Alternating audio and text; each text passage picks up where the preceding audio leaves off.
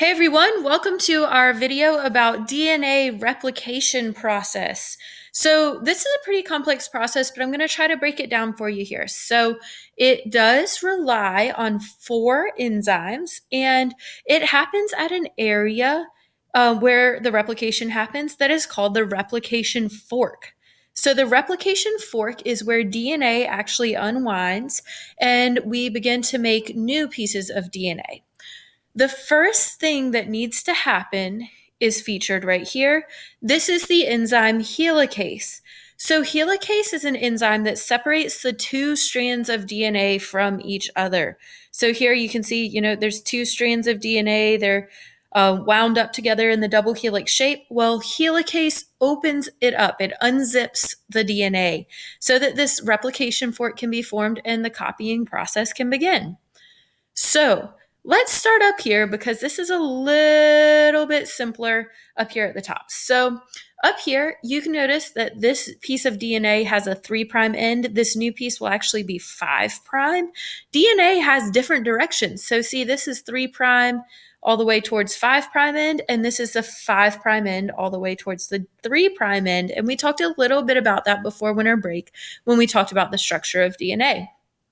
And that 3' and 5' really matters because when you're making copies of DNA, it can only be copied in one direction. You can only start with a new 5'. So you start at the old 3' and you build from there. And you can only go in that direction. So what happens is over here at the old DNA, first, a special enzyme, number 2, called a primase, comes in and it adds an RNA primer. So that's just a little couple pieces of RNA that are attached here to the DNA strand. And that marks the beginning of the DNA replication process. So primase adds a primer.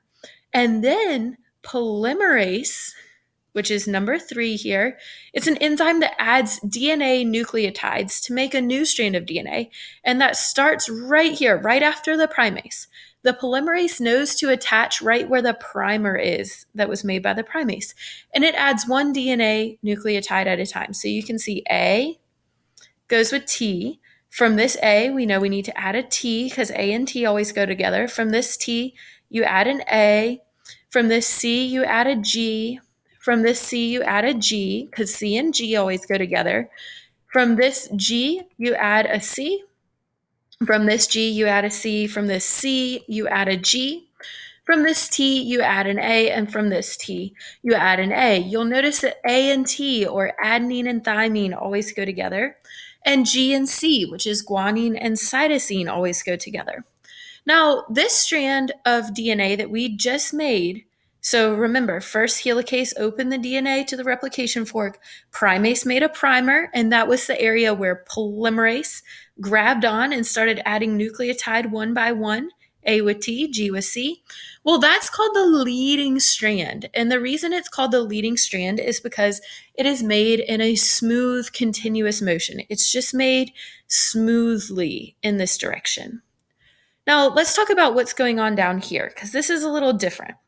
So, if you remember, helicase opens the DNA, and we would start normally down here. Helicase would have started down here and kind of moved this way as it continues on. And so let's imagine we're starting kind of down here, but look, that's a 5' end of DNA. And we know that DNA cannot start at the old strand's 5' end. Up here, it started at the old strand's 3' end with a new 5' end. But here, the old strand is a 5', and that can't be replicated in that direction. So what's going to happen is a primase is actually going to kind of jump a little further down in the DNA and add a primer. And then a polymerase is going to hook onto that and add nucleotide bases in this same direction towards the old 5' end, starting with the new 5' end. So T goes with A, T goes with A, T goes with A, and A goes with T.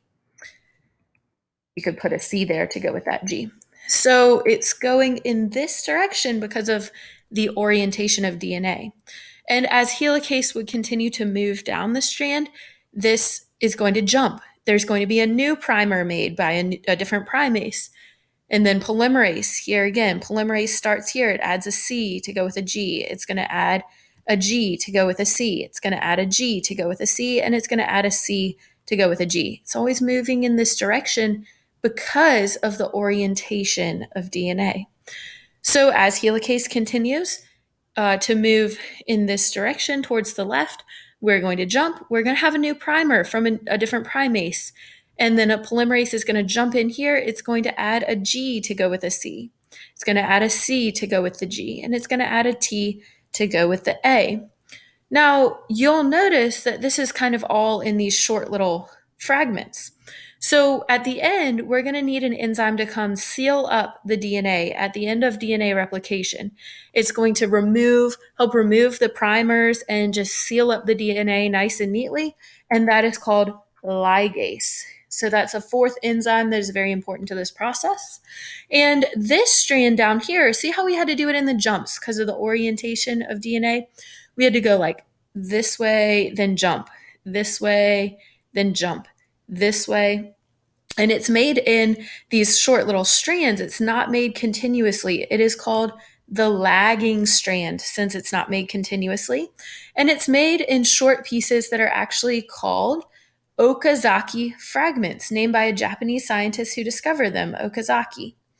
So overall, this process is a little bit complicated, but just keep in mind that it is a process that is going to be considered semi-conservative. So you can see that vocab word there. It's semi-conservative because half of the new double helix is made of old DNA. You can see that in blue. That's the old DNA is blue. And then half is new DNA, and you can see that in black. The new DNA is black. Since it's half old and half new, we call it semi-conservative. So it's somewhat conserved. It's somewhat kept the same. Half old, half new. And this whole process is sped up by a special type of proteins. And you might remember what speeds up reactions? Enzymes. And like I said, there are four main enzymes that I'm featuring here. Helicase, which opens the DNA. Primase, which adds a primer. Polymerase, which adds nucleotides in the direction, a certain direction. Well, on the new one, it's a new 5' towards a new 3' end. And same on the old one, it's a new 5' towards a new 3' end with polymerase.